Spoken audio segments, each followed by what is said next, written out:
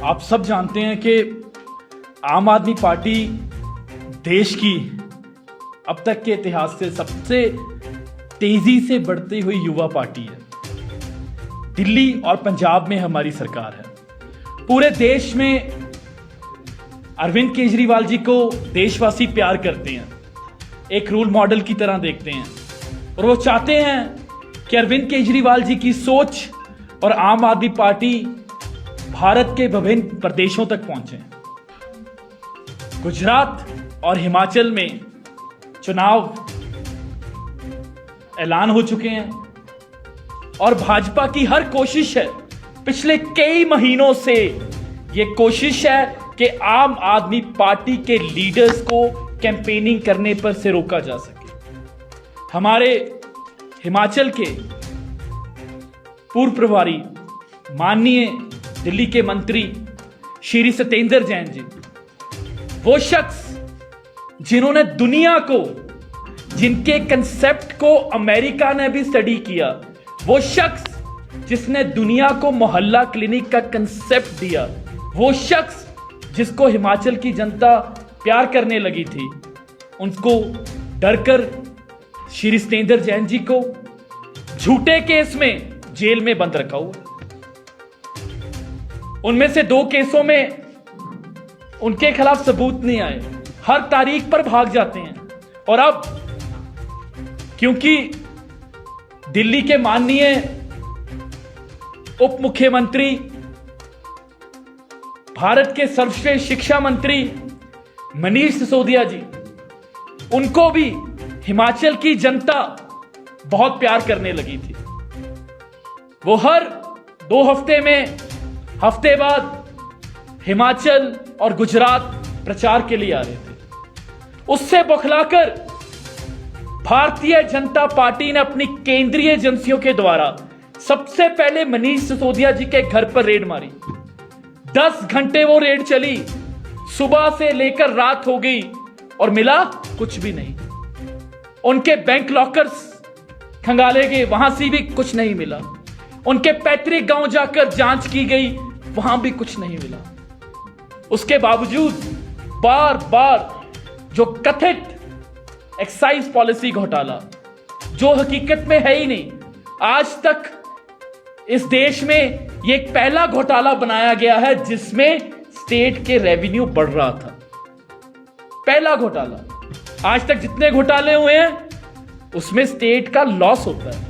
यह पहला भी भारतीय जनता पार्टी की यह इन्वेंशन है, एक कथित घोटाला जिसमें स्टेट का रेवेन्यू बढ़ रहा था। सिमिलर एक्साइज पॉलिसी पंजाब में है। पंजाब में रेवेन्यू में 36% का इंक्रीज आया।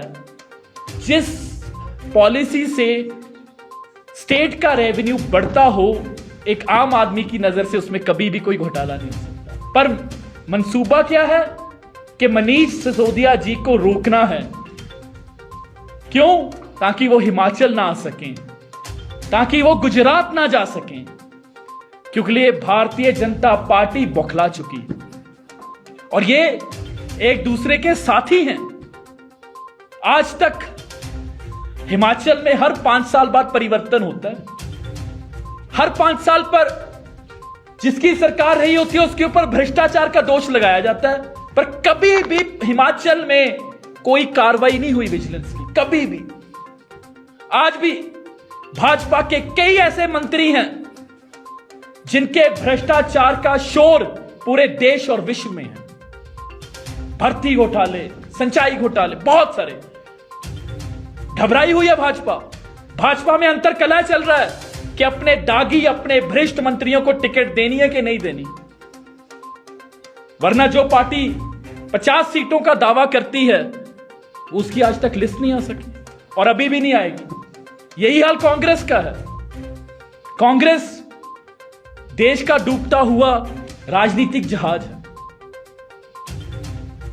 जिनके नेता, जिसको कांग्रेस अपना चेहरा बताती है, वो जब पार्टी को जरूरत है गुजरात और हिमाचल में, जब देश में ऑपोजिशन की जरूरत है कि कोई भाजपा की जिस तरीके की राजनीति भाजपा कर रही है उसके खिलाफ आवाज उठा सके, तो उनके वो चेहरे, उनके युवराज कई और ही सूबों में घूम रहे हैं। ये सिर्फ और सिर्फ आम आदमी पार्टी है और सिर्फ अरविंद केजरीवाल हैं जो भाजपा की आंख में आंख डालकर, जिन्होंने गुजरात और अब हिमाचल में भी, और इनको बौखला कर रख दिया।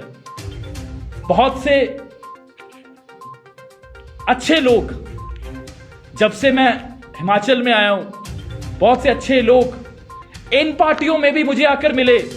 कुछ लोग कहते हैं कि अब समय बहुत कम रह गया, हम ज्वाइन तो नहीं करेंगे, पर हम अपनी ही पार्टियों को सबक सिखाना चाहते हैं।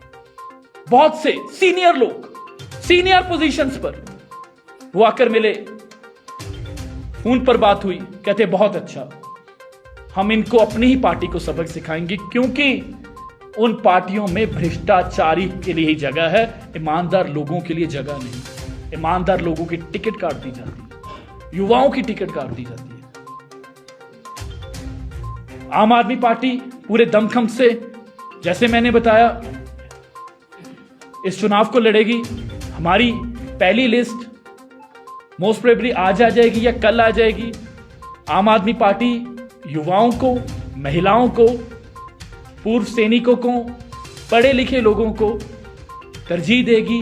और मुझे पूर्ण विश्वास है कि हिमाचल की जनता, पहले हिमाचल को भी शानदार स्कूल चाहिए। मैं अखबार पढ़ रहा था कल की, ऐसे स्कूल है हिमाचल में जहां 11 बजे तक अध्यापक नहीं आते, 11 बजे तक अध्यापक नहीं आते। अस्पताल में लंबी लाइनें लगती हैं सिर्फ पर्चियों के लिए, इलाज तो दूर की बात है। ये हालात हैं हिमाचल के, तो हिमाचल वासियों को भी चाहिए। और बहुत सारे कर्मचारियों से मेरी बात हुई है। पंजाब में नेशनल पेंशन स्कीम को हटाकर ओल्ड पेंशन स्कीम के ऊपर हमारे माननीय मुख्यमंत्री जी ने, क्योंकि ये भगवंत मान की सरकार है, ये आम आदमी पार्टी है, ये अरविंद केजरीवाल की गारंटी है। हम सिर्फ फर्जीवाड़ा नहीं करना चाहते जैसे कांग्रेस करती है। हमने 15 साल में जो टीचर कच्चे थे उनको पक्का कर दिया और ऐसी पॉलिसी लेकर आए जो किसी कोर्ट में चैलेंज ना हो सके। तो पंजाब में भी ओल्ड पेंशन स्कीम को लागू करने के लिए दिन रात मेहनत हो रही है, और ऐसी स्कीम लेकर आएंगे जो सच में कर्मचारियों को फायदा दे सके।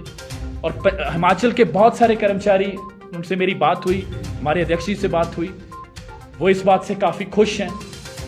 और मुझे पूर्ण विश्वास है कि 12 नवंबर को हिमाचल की जनता इस बार जो 5 साल की बारी का खेल चल रहा है, 5 साल इनके 5 साल इनके, वो तोड़ेगी और एक नया राजनीतिक इतिहास रचेगी। बहुत धन्यवाद।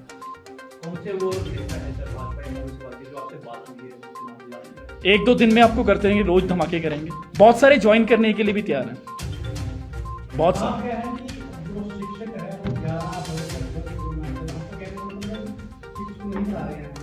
मैंने किसी अखबार की खबर पढ़ी है, मैं आपके साथ साझा कर, हिमाचल की कोई अखबार थी। सर आपने ओल्ड पेंशन स्कीम के बारे में बोला जी, नहीं लाएंगे, क्या मैं जानना चाह रहा हूं, नहीं पुरानी नहीं लागू करेंगे आप? वही जी, पुरानी ओल्ड पेंशन स्कीम लागू करेंगे, मेरे कहने का। नहीं लाएंगे? नहीं जी, नेशनल पेंशन स्कीम की जगह ओल्ड पेंशन स्कीम को दोबारा लागू करेंगे। पंजाब में क्यों नहीं लागू कर रहा है? उसी पर काम कर रहे हैं ना, अभी तो वहां उसी पर काम कर रहे हैं जी। सिर्फ फर्जीवाड़ा नहीं करना, तो ऐसी स्कीम करनी है जो सच में लागू हो सके और जो सच में कर्मचारियों को लाभ दे सके।